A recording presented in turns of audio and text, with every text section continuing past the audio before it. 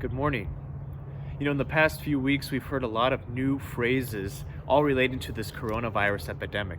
Things like social distancing, or out of an abundance of caution, or stay home and save lives.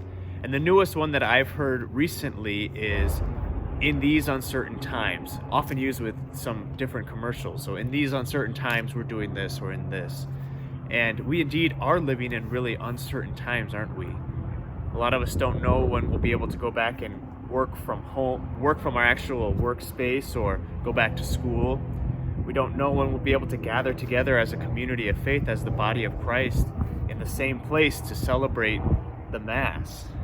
And, we have a lot of uncertainty, a lot of things that we don't know. Ultimately, we have that feeling of what's coming next, or what do we do now? Just a lot of uncertainty that we don't know how to deal with.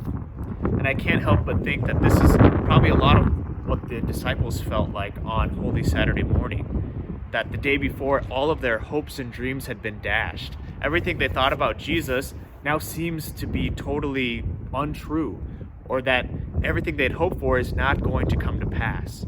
And they are living with so much uncertainty. What now? What do we do now?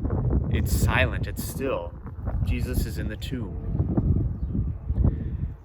So I think that today we can really sympathize with the disciples and their uncertainty on Holy Saturday morning. We can sympathize with that idea or that feeling of what now? What happens now? But with one important difference. We know that this story of Easter doesn't end with the silence of the tomb. We know that something big is coming, that there is resurrection. And my friends, perhaps that is what can be our consolation on this Saturday morning, on this uncertain time, that we have that one certainty that after Jesus' death there is a resurrection, and that we will see his glory soon, and nothing will prevent that from coming.